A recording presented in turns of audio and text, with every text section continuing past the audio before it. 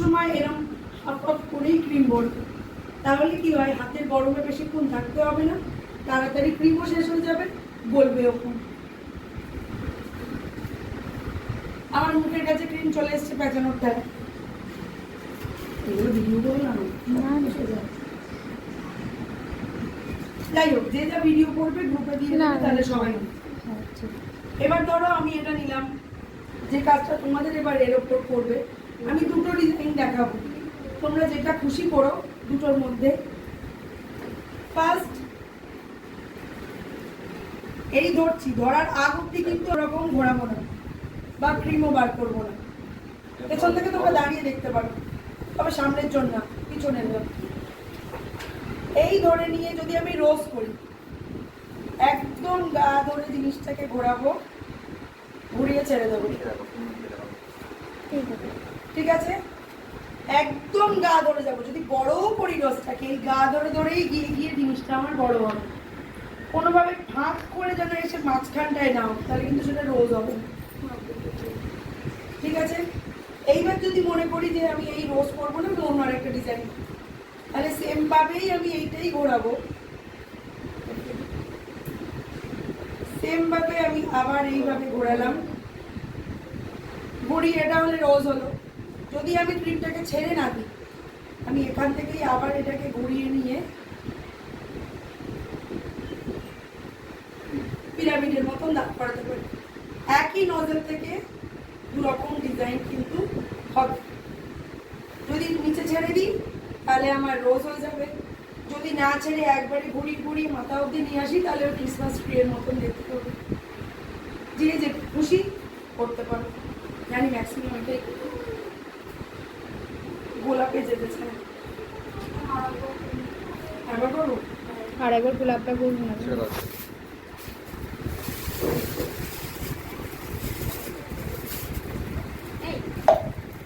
এটা বেছে দেখে সুবিধা হবে। একদম গা থেকে ঘুরে রোজটাই নিচে গিয়ে ছেড়ে দেবে, গা ধরে পুরো যাবে, মানে কোনোভাবে যেন এই বাইরে থেকে নিয়ে এসে ভেতরে না থাকে, বাইরেই ছিল, ওটা কিন্তু অন্য ডিজাইন হয়ে যাবে। আর একবার দেখ, একদম গা ধরে নিয়ে জাস্ট নিচে ছেড়ে দেওয়া, ক্লিয়ার?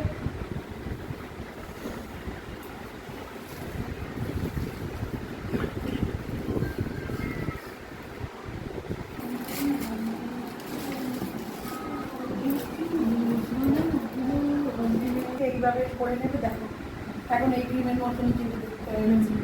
আর এই এইভাবে ঘুরিয়ে নেবে, তাহলে তোমাদের সুবিধা হবে।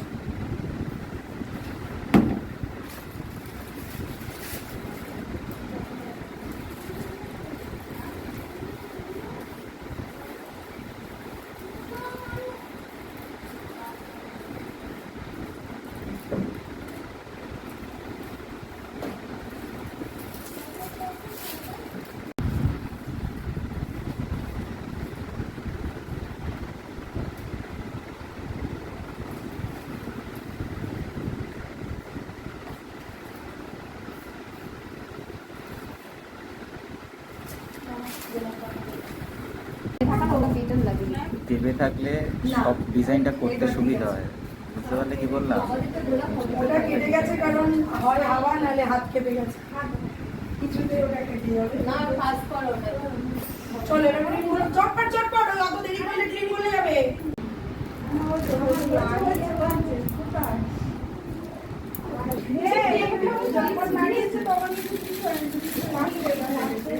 এই ব্যাকা তারা এরকম দেখতেও হবে না, মাথাটায় গিয়ে কিছুটা প্রেস করে তারপর ছেড়ে দেবো।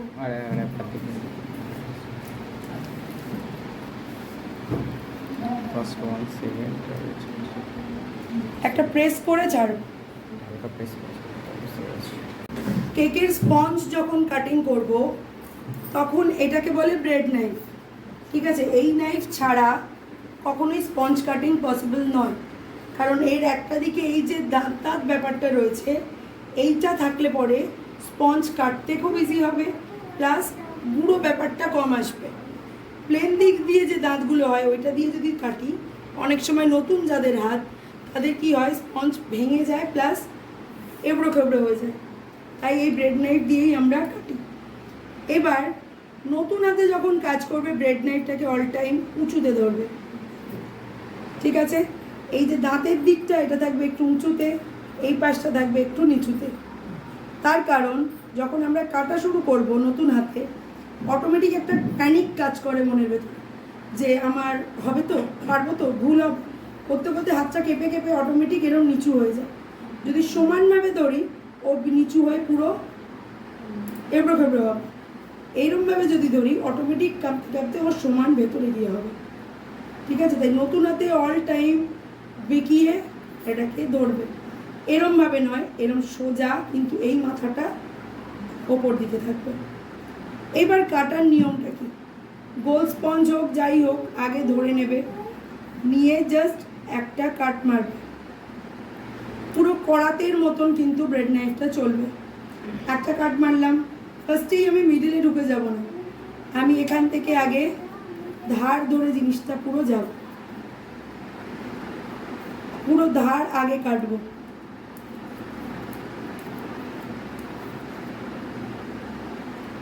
যখনই আমি কাটছি দেখো আমার কিন্তু কড়াতের মতোই জিনিসটা চলছে, ওভাবেই কাটাটা হবে। পুরো ধার আমার যে মুহূর্তে কাটা ফিনিশ, আমি এটাকে আস্তে আস্তে মিডল থেকে বার করে নেব, নিলে আমার কাট আউটটা সমানভাবে হবে। দেখতে পাচ্ছ ভেতরের কালারটা কতটা রেড আর বাইরেটা কালারটা আলাদা। এই কালারটা ওই স্পঞ্জে কালারটা এসেছিল বলেই কিন্তু এটা, মানে সরি ব্যাটারের কালারটা এসেছিল বলেই কিন্তু স্পঞ্জেটা এসছে। যদি ব্যাটারটা হালকা কালার হতো স্পঞ্জও কিন্তু আরও হালকা হয়ে যেত, ঠিক আছে? এইটা মাথায় রাখবে। এবার কেকের যেটা নিয়ম সেটা হচ্ছে এই দিকটা দেখো উঁচু নিচু রয়েছে, পাতলা রয়েছে, এটা কিন্তু আমার সলিড। প্লাস আমি কালকে যখন বলেছিলাম যে তোমরা বাটার পেপারটাকে খুব ভালোভাবে মোল্ডে লাগাবে, তার কারণ হচ্ছে এইটা, এই ভালো দিকটা না থাকলে আমরা ক্রিমের কাজ করতে পারবো না। আর কেকটা অল টাইম উল্টে দেবে, মানে এই কেকটা কাটিং হলো, নিচেরটা চলে আসবে ওপরে, ওপরেরটা চলে যাবে নিচে, এইভাবে। ক্লিয়ার?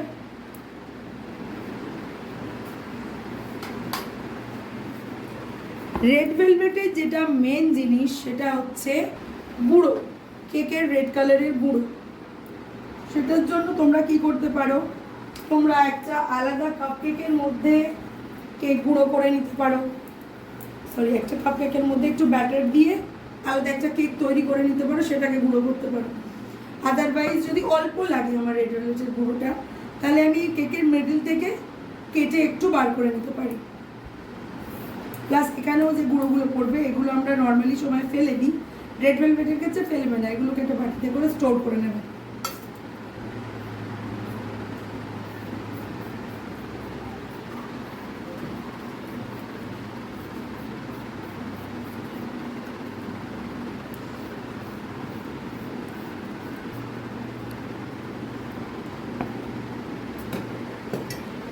এবার আমি এটা থেকে একটু কাট আউট করে নেব।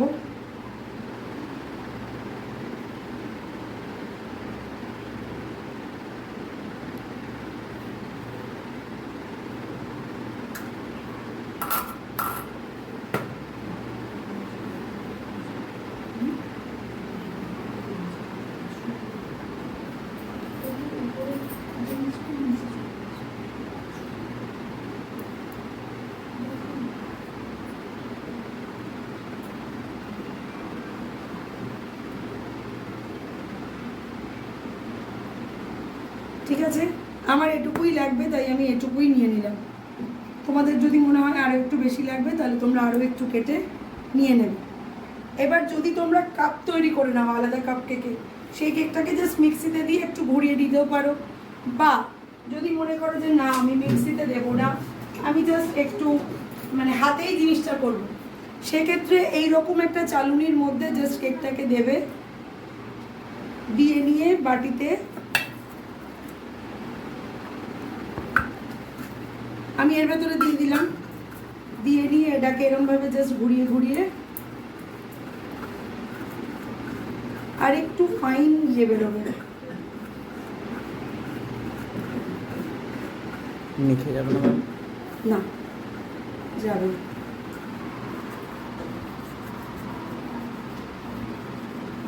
যেটা ছিল এটাও আমার মিহিই ছিল, এটাকে যে আমার কিছু করতে হতো তা না। তবু তোমাদের প্রসেসগুলো দেখিয়ে রাখছি যাতে কোনোভাবে অসুবিধায় না পড়তে হয়।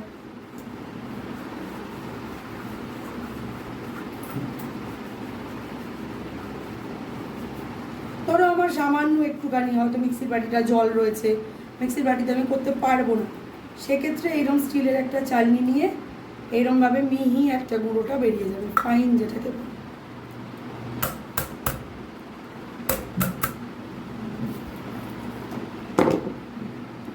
এই মিহি গুঁড়োটা কিন্তু একদম ফাইন।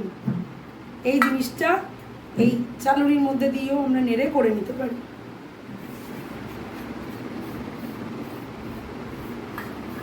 একটু নষ্ট করা যাবে না, দেখবে। তোমরা এরমও দিতে পারো, আবার কেকটাকে এরম ভাবেও বসাতে পারো, ঠিক আছে, অসুবিধা কিছুতেই নেই। শুধু জিনিসটা ব্যালেন্স করে কাজটা করতে হবে। বেসে একদম মিডিলে বসবে, এটা নিচে বসবে একদম। হ্যাঁ, এটা নিচে বসবে। কেকটা আমি চাইলে এখান থেকে আরও একটা স্লাইস বার করতে পারি, কিন্তু বার করবে না। কারণ কি হয়, যদি যত আমি স্লাইস বার করব, বুঝবে যে যত আমি স্লাইস বার করব তত কেকটা পাতলা হবে। যত পাতলা হবে তত ক্রিমের পার্টটাও বেড়ে যাবে। মানে আমি যদি 3টে স্লাইস করি, 3টে পার্টে ক্রিম পড়বে, তারপর আবার ওভারঅল কেকের কাজটা করব, সেটাও ক্রিম দিয়েই হবে। সেক্ষেত্রে প্রবলেমটা কী হবে, আলটিমেট যখন অ্যাজ এ কাস্টমার কেউ পাবে, সে কিন্তু কেকের টেস্ট যতটা না বুঝবে, মনে হবে আমি একটা ক্রিমই খেয়ে যাচ্ছি, কেকটা তখন কমে যাবে। ক্রিমের সাথে কেকের স্পঞ্জ মিশে মিশে কেকটাও আরও করবো 1:1 অনুপাত। মানে 1 চামচ যদি আমি চিনির গুঁড়ো দিই, 1 চামচই জল যাবে, নর্মাল জল, না গরম করবে না কিছু, চিনির গুঁড়োটাই ইউজ করবে, গোটা চিনি নয়। 1 চামচ যদি আমি চিনির গুঁড়ো দিই, 1 চামচই আমার জল যাবে। এই অনুপাতে 1:1-এ জাস্ট একটা বাটির মধ্যে নিয়ে ওটাকে মিক্সড করে নিয়ে সিরাপটা এরকম স্প্রে বোতলে ঢেলে রেখে দেবো। স্প্রে বোতলে রাখলে কি হয়, আমি যদি একটা স্পুন বা অয়েল ব্রাশ কিছু দিয়ে দিতে যাই, সেক্ষেত্রে হবে কি, আমার মানে এক জায়গায় বেশি পড়বে, এক জায়গায় কম পড়বে।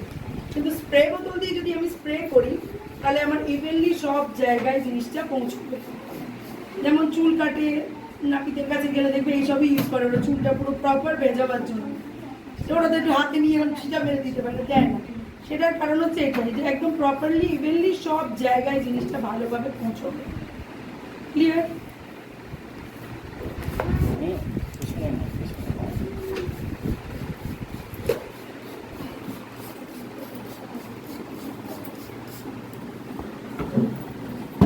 দুটোকেই রাখলাম। এটা এটা সুগার সিরাপ করা আছে না?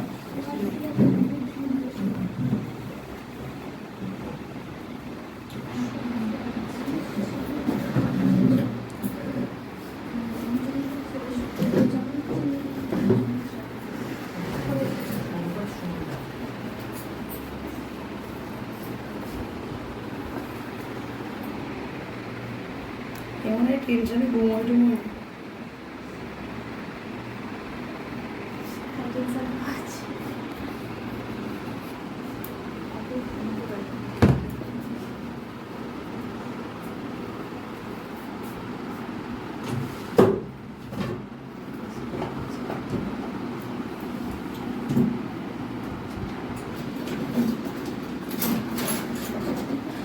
এইবার আমি একটা জায়গায় তো সেই থাপকা মেরে দিয়ে দিয়েছি, এবার এটাকে তো আমার ছড়াতে হবে।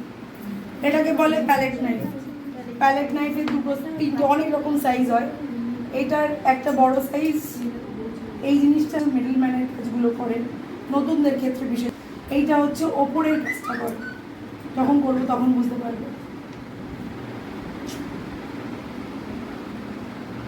এই দুটো সাইজ হয়, অনেক সাইজ হয়। আমরা যারা বিশেষ করে খুন্তি নাড়া লোক, তারা ভালোভাবে বুঝবো, কর্তা বুঝবে না গিন্নি বুঝবে।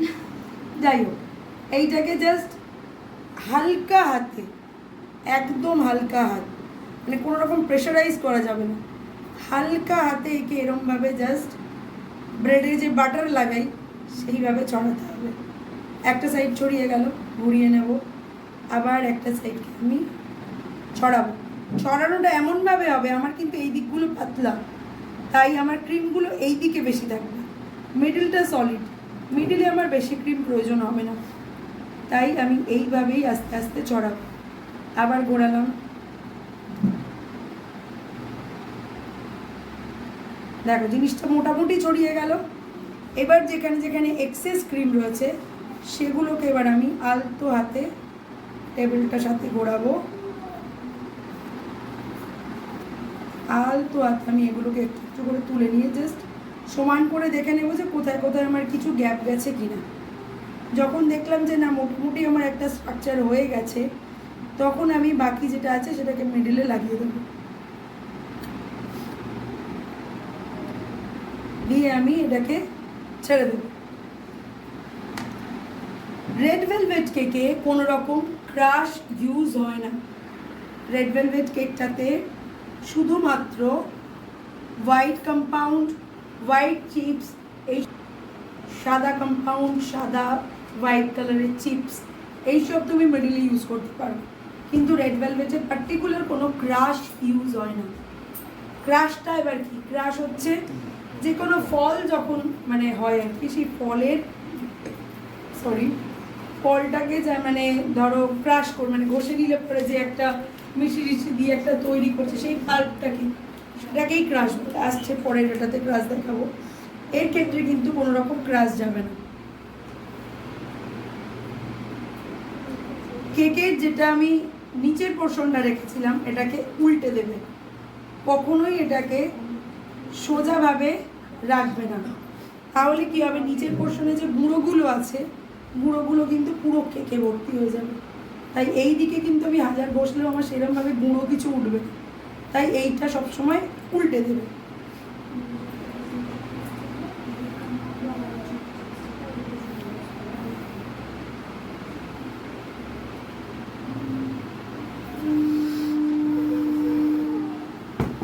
আবার আমি কিছুটা ক্রিম নিয়ে নিলাম, নিয়ে এবার দেখো আমি যে উল্টে দিয়েছি, আমার কিন্তু এই দিকগুলোয় কোনো ক্রিম নেই, কোনো সাপোর্ট নেই, প্লাস এই দিকগুলো নিচু হয়ে রয়েছে, কোনো দিকটা উঁচু হয়ে রয়েছে, এইগুলো আমাকে ম্যানেজ করতে হবে।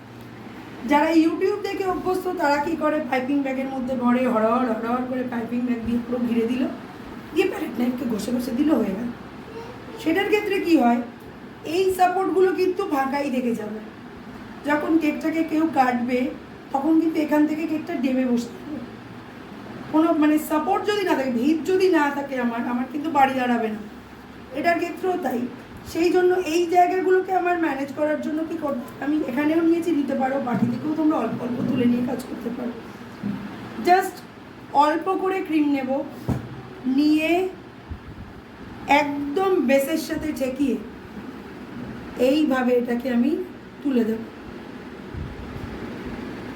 দিলে কি হলো, এই জায়গাটা দেখো একটা সাপোর্ট, এ যেমন নরম তুলতুল করছে, এ কিন্তু একটা সাপোর্ট পেয়ে গেল।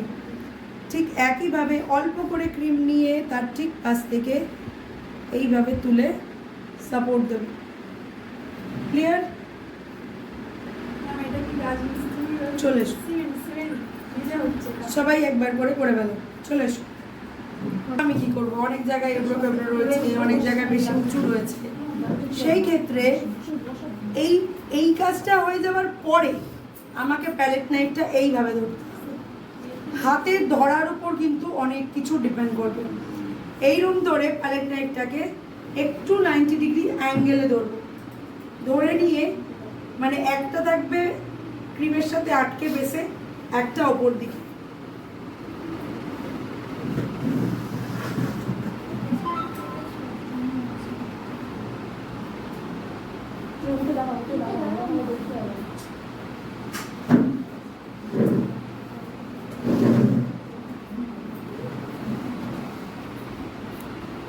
ঠিক আছে। এবার আমার আর আমি দেখতে পাচ্ছি তাও আমার আর ওই ফাঁকা ফোকর কিছু নেই। এইটাকে বলে ক্রাম কোডিং, মানে কেকের এই অবস্থায় যে পর্যায়টা রয়েছে এটাকে বলে ক্রাম কোডিং।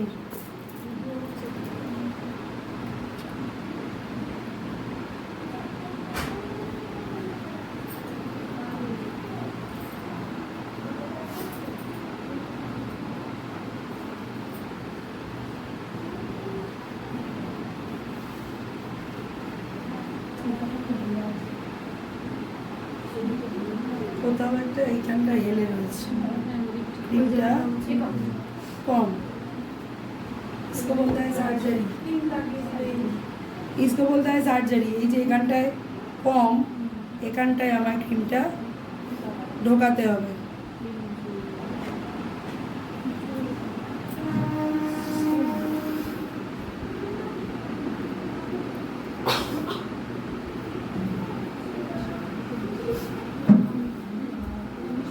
হয়ে গেল উঁচু।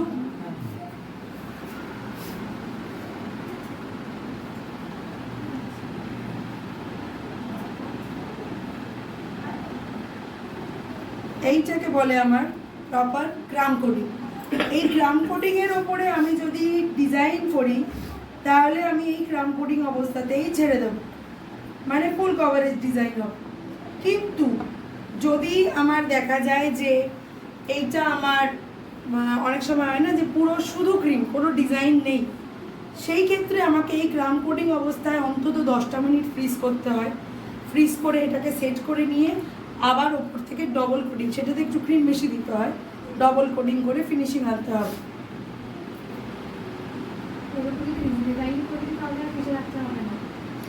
না, এর উপর ডিজাইন করে দিলে এই অবস্থাতেই আমরা কাজ করব।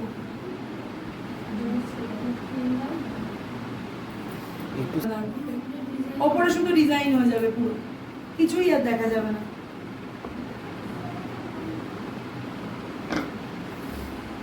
এবার আবার বেসের হাল তো খুব খারাপ। এই অবস্থাতেও কিন্তু আমি যদি মনে করি ডবল কোটিং করব, এই অবস্থায় ফ্রিজে ঢুকবে না। বেস পুরো মুছে নিট অ্যান্ড ক্লিন হয়ে যাবে, তারপর গিয়ে আমি ফ্রিজে ঢোকাবো। আদারওয়াইজ কি হবে, বেসের সাথে যদি এগুলো একবার সেট হয়ে যায় আর কিন্তু উঠবে না। আর এরকম যদি অপরিষ্কার বেস দিয়ে আমি একটা কাস্টমারকে দিই, সেও ফিডব্যাক আমায় ভালো দেবে না।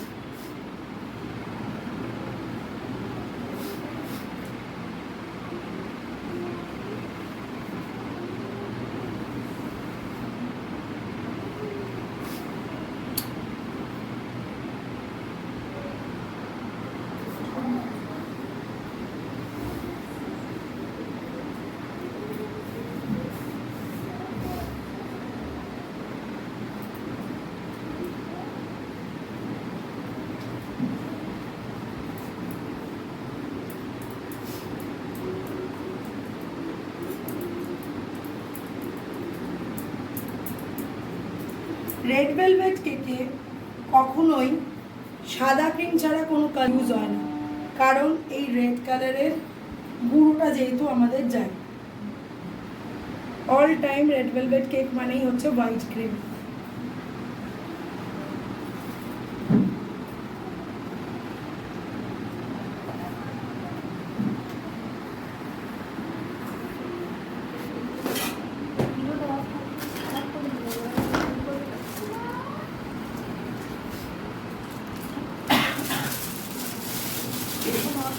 কিন্তু তুমি তাহলে সোমবার দিন কি করে ক্লাস করবে?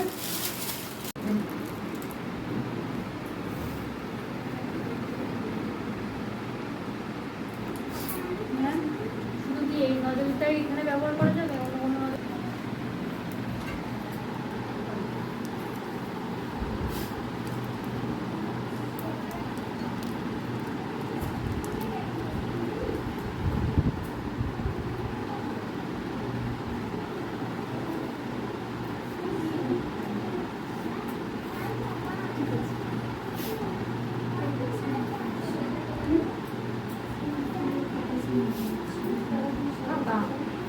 হাতটা একটু স্লাইড কাঁপবে, তার সাথে হাতটা ঘোরাতেও হবে।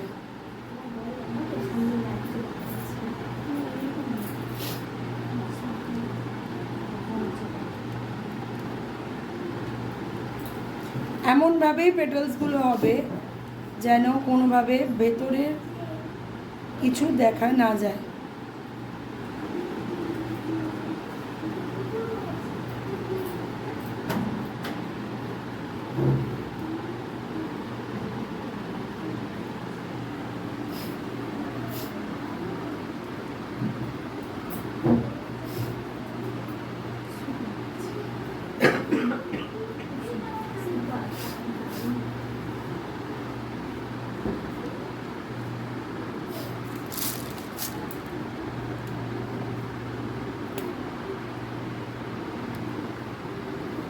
আছে, এইভাবেই পেটালসগুলো হয়ে হয়ে যাবে।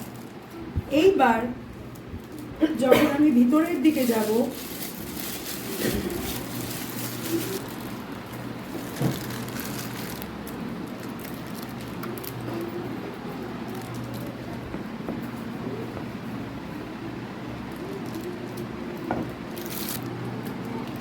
এইবার আমার একটা পেটাল হয়ে গেছে। দেখো আমার এইখানে যেগুলো রয়েছে যেন কোনোভাবে সেগুলো দেখা না যায়, সেটা আমার মাথায় রাখতে হবে। সেই জন্য আমি আবার দুটো পেটালের মিডল থেকে শুরুটা করব।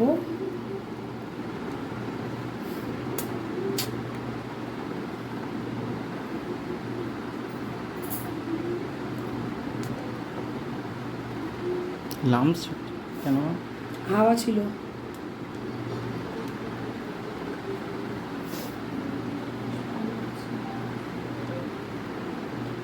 এমনভাবেই পাপড়িগুলো ছড়াবো যে ওই ভিতরের যে খাঁজটা ওটা কিন্তু আমার আর দেখা যাবে না, জাস্ট পাপড়িগুলোই দেখা যাবে। সেটা মাথায় রেখে কাজটা করব।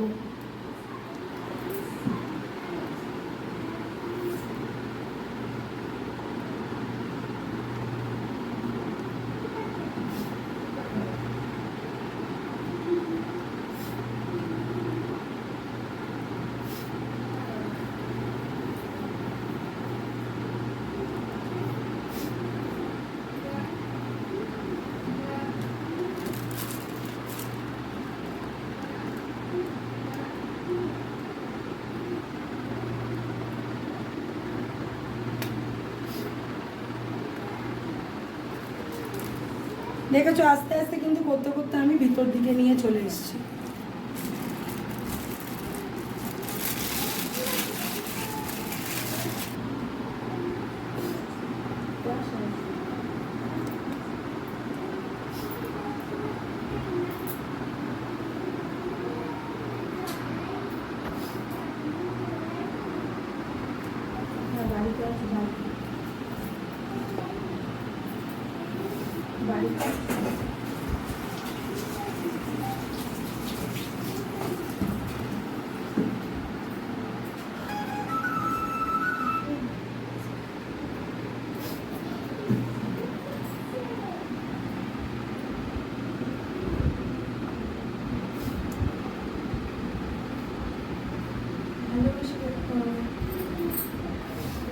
প্রচুর ধৈর্য, একটু 19-20 হয়ে গেলেই গন্ডগোল। একটু ফ্যান অফ কর।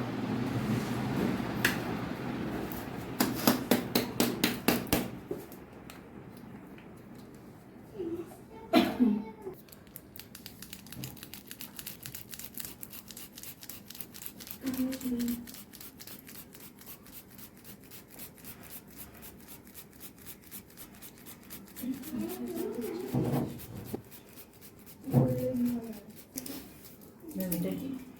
এটা একটু উড়ে যাবে, উড়ে না গেলে হবে না। পুরো সেট করে ওর ভেতরে এক জায়গায় খাবার পড়ে যাবে।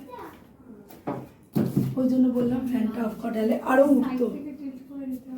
হুম।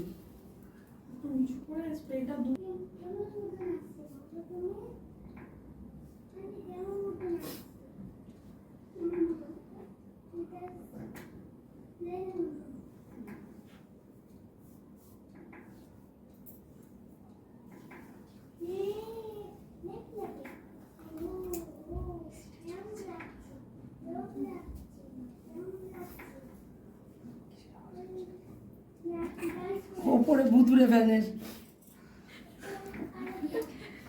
ফ্যানটা চালালে হেভি গরম হচ্ছে।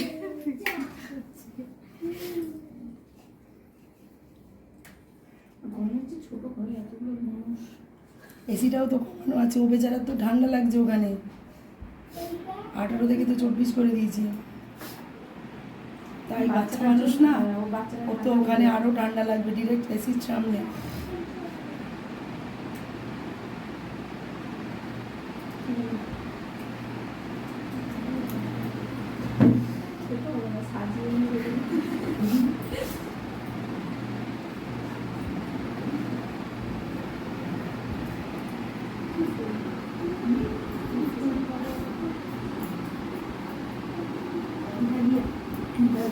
খুশি নাম দাও। এই দিকটা কি হবে? হ্যাঁ, নিউট্রাল জেল দিয়ে যেটা করেছে ওর ওপর দিয়ে হলুদ কালারটা। আচ্ছা দাঁড়া, হ্যাঁ, হ্যাঁ দিকটা বাইরের দিকে ছিল। সরু দিকটা বাইরের দিকে ছিল।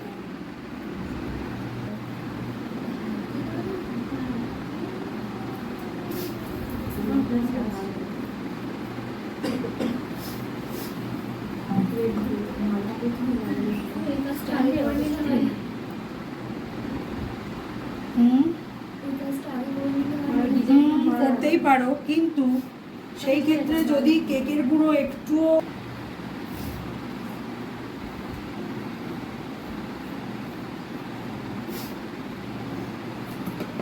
গুঁড়ো জিনিস কেকের খুব খারাপ। এতটুকু যদি কোথাও লেগে যায়, তার উপর যদি ক্রিমের কাজ করতে যাই, হারগিজ দাঁড়াবে না। প্রচুর এফার্ট দিতে হবে। এই পাপড়ি তো সূক্ষ্ম পাপড়ি, একে আমি এফার্ট দিয়েও কিছু করতে পারবো না, একেও আমার সূক্ষ্ম পাপড়ি।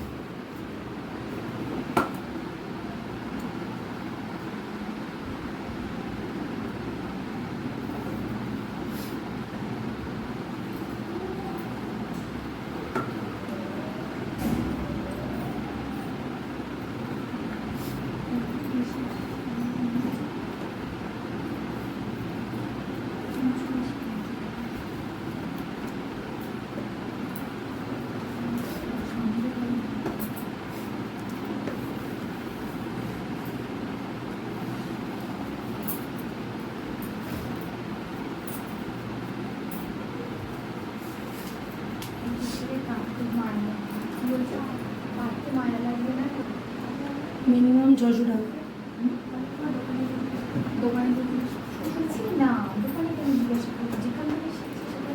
মিনিমাম 600 টাকা।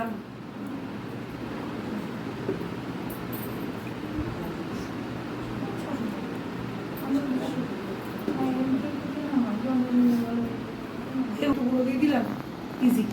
কিন্তু যখনই আমাকে এরকম কিছু করতে হবে, আমাকে খাটতে হবে, এফোর্ট দিতে হবে, তখন এগুলোর দাম বেড়ে যায়। স্পঞ্জে মোটামুটি 180, 190 এরকম আছে।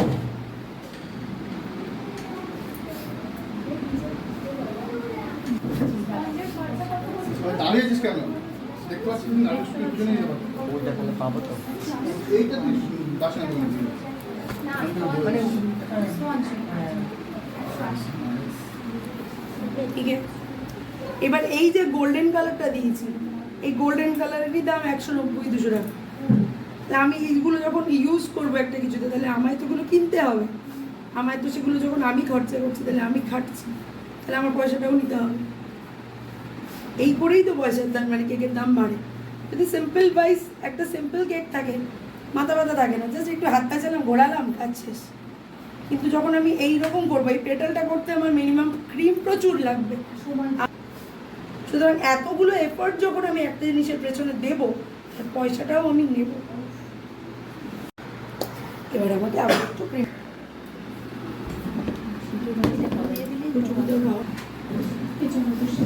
শোন না, সামনে যারা যারা একটু শর্ট হাইট আছে সামনে বস, তাহলে ক্যামেরা দেখতে হবে।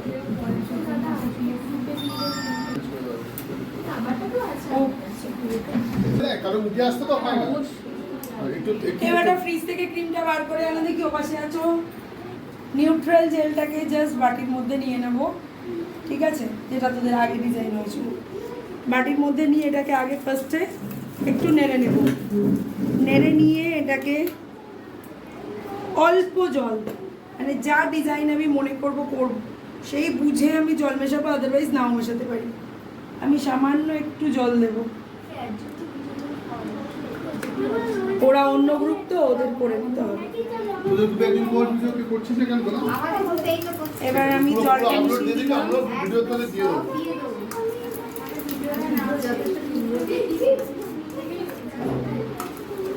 জলটা মিশিয়ে নিয়ে এটাকে একে 10 বার লাইট অফ করো।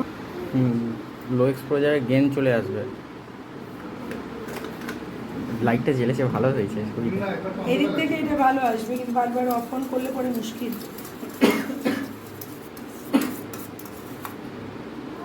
দেখতে পাচ্ছ থিকনেসটা এবার কিন্তু পড়ছে, আগেরটা পড়ছিল না। এই থিকনেসটা এলো। এবার আমি এটাকে একটু কালার মেশাবো। আমি জাস্ট একটু রেড কালার নিলাম,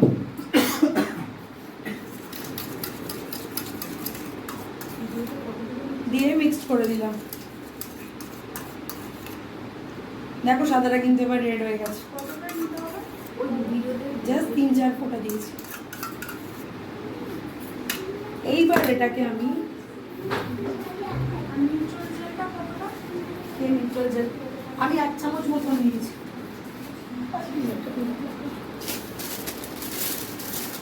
ফার্স্টে আমি কিন্তু কাটবো না, ঠিক আছে? এই চুপচাপ বস, কি স্যার? মায়ের স্যার চুপচাপ বস। না রে বাবু, কি গুড বয়।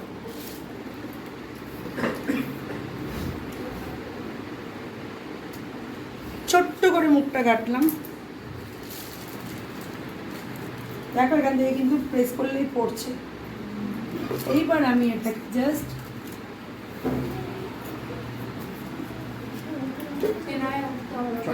উপর দিয়ে করো, দাঁড়াও দাঁড়াও, আমাকে এটা না দেখলে আমার মুশকিল। না না ওটা হচ্ছে না, তুমি যেখান থেকে ক্যামেরা পাচ্ছ ওখান থেকে তুমি করে তাহলে ওর পাতা সব দেখতে পাবে ওরা। ঘুরলে এমনিই দেখতে পাবে। ডিজাইনটা দেখছি। চলে আয় না তোরা কিন্তু একটা চলে আসো, চলে আসবে।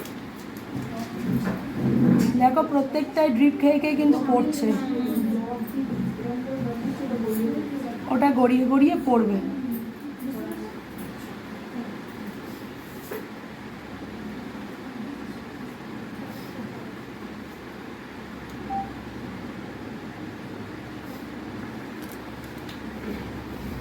এইটাকে বলে ড্রিপার, মানে ড্রপ খেয়ে খেয়ে জিনিসটা পড়ছে ডক্টর কি মানে নিচ থেকে দিচ্ছেন? ওপর থেকে। উপর থেকে? ওপর থেকে মানে ধরো এই যে জায়গাটা রয়েছে আর কি, আমি এইখান থেকে জাস্ট ড্রিপ খাইয়ে দিলে ও ওখান থেকে পড়ে যাবে, বুঝেছো? ওপর থেকে দিলে পর শিখলি হাততালি দে।